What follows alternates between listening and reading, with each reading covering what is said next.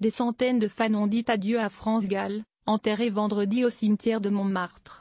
Seuls ses proches ont assisté à la cérémonie. Elle a rejoint Michel Berger, son mari, et leur fille, Pauline, dans leur paradis blanc. C'est auprès de que France Gall, décédée dimanche dernier à 70 ans, d'une récidive d'un cancer du sein, repose au cimetière parisien de Montmartre Paris 18e dans le caveau familial. Une tombe protégée par un mausolée de verre et recouverte de roses, elle qui émettant les fleurs pastel, murmure Pascal.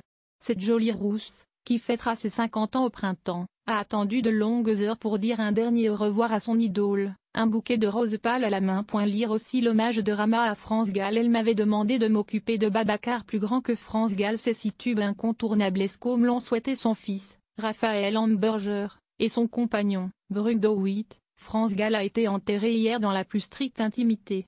Le cortège, formé du corbillard et de 7 véhicules aux vitres fumées où avaient pris place la famille et les proches, est arrivé à 16 h sous les applaudissements de la petite foule regroupée à l'extérieur du cimetière. L'hommage des artistes et des politiques et seules quelques personnalités proches de l'artiste étaient venues l'accompagner dans ce dernier voyage. Parmi eux, Cécile Cachel, ancienne compagne du fils de France Gall et chanteuse d'Olyssis, mais aussi Jane Birkin et Mathieu Chédid, un des meilleurs amis de l'artiste. Les cinéastes Étienne Châtillier et Hugo Gélin, le photographe Yann Arthus Bertrand, le patron du Festival de Cannes, Pierre Lescure, ont tenu à soutenir la famille. Des politiques aussi, l'ex-maire de Paris Bertrand Delanoë et Jean-Louis Borloo, ministre de la ville sous Chirac, accompagné de son épouse, la journaliste Béatrice Homberg.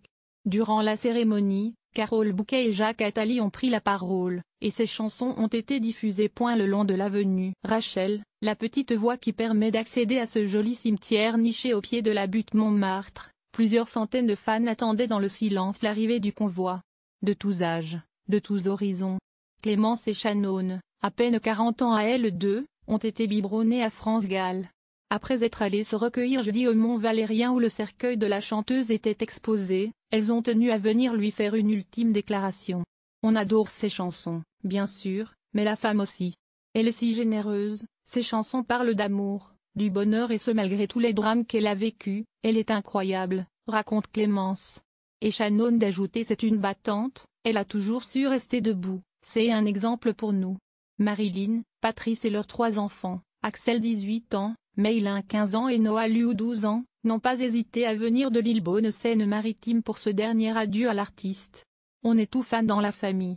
J'ai grandi avec elle et, aujourd'hui, c'est un peu de mon adolescence qui s'en va, raconte Marilyn, 44 ans.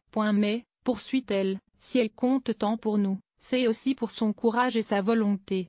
Comme sa fille Pauline, Noah Liu est atteinte d'une maladie rare, c'est un combat qui nous rapproche, évidemment.